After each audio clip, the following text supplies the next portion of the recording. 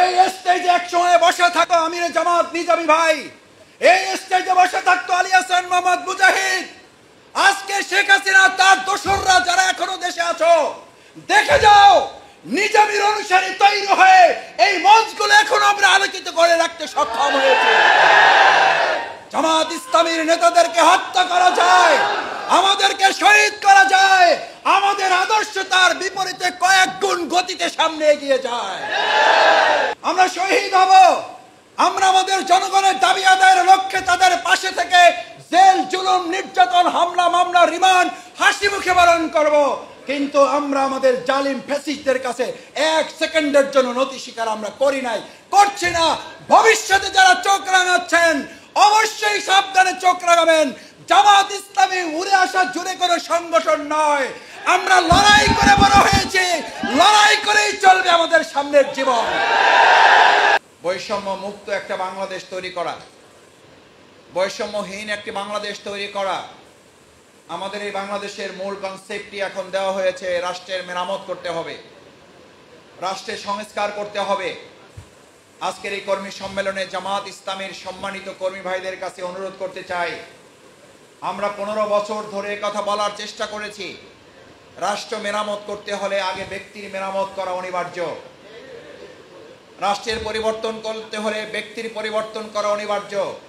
এটার সবচেয়ে বড় প্রমাণ হলো বাংলাদেশ স্বাধীনতা উত্তর 53 বছরে বিভিন্ন রাজনৈতিক দল এবং মতের শাসকেরা রাষ্ট্র পরিবর্তনের যত তন্ত্র মন্ত্র স্লোগান দফার পর দফা দিয়েছে, ব্যক্তি পরিবর্তন না হওয়ার কারণে, তাদের চারিত্রিক আদর্শিক বৈশিষ্ট্যের পরিবর্তন না হওয়ার কারণে তাদের মন্ত্র তন্ত্র দফা এবং আন্দোলন দিয়ে তাদের কিছু ভাগ্যের পরিবর্তন হলেও এদেশের নাগরিকের ভাগ্যের কোনো পরিবর্তন হয় নাই।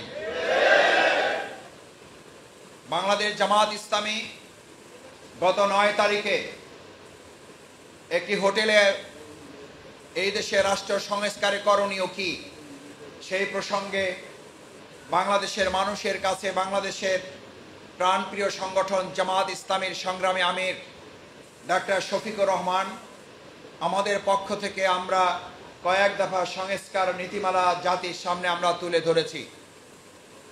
তুলে ধরার পর থেকে আমাদের কাছে এখন পর্যন্ত মনে হয়েছে দেশ এবং দেশের জনগণ যে পরিবর্তনের লক্ষ্যে জুলাই এবং আগস্টে তারা ভূমিকা পালন করেছে, জীবন বাজি রেখেছে, আহত পঙ্গু হয়েছে, হাত পা চোখ হারিয়েছে, আমাদের পরিবারগুলো শহীদ পরিবারে পরিণত হয়েছে, সেই জনগণের এখন আকাঙ্ক্ষা হচ্ছে বাংলাদেশ জামাত ইসলামী প্রদত্ত এই সংস্কার নীতিমালাকে সামনে রেখে অতি সত্বর সংস্কার সম্পন্ন করে দ্রুত একটি অবাধ, সুষ্ঠু, নিরপেক্ষ, গ্রহণযোগ্য, অংশগ্রহণমূলক নির্বাচন অনুষ্ঠান করে জনগণের সরকার, জনগণের হাতে দায়িত্ব দিয়ে জনগণের সরকার প্রতিষ্ঠিত করে জনগণের একটি সরকার আমাদের বাংলাদেশে প্রতিষ্ঠিত করে দেওয়াই হচ্ছে এই অন্তর্বর্তীকালীন সরকারের সবচেয়ে বড় কাজ।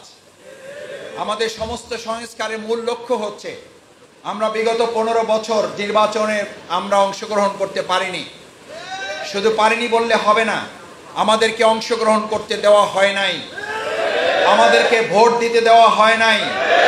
তারা স্লোগান তুলেছিল, আমার ভোট আমি দেব, যাকে খুশি তাকে দেব। বাস্তবে বাংলাদেশের মানুষ বিগত 15 বছরে প্রত্যক্ষ করেছে, আমার ভোট আমি দেব, রাতেই ভোট শেষ করে দেব। এই রাতের ভোট যারা শেষ করে দিয়েছেন, জনগণের ভোটের মূল্য এবং জনগণের ভোটের প্রয়োজন যারা মনে করেন নাই,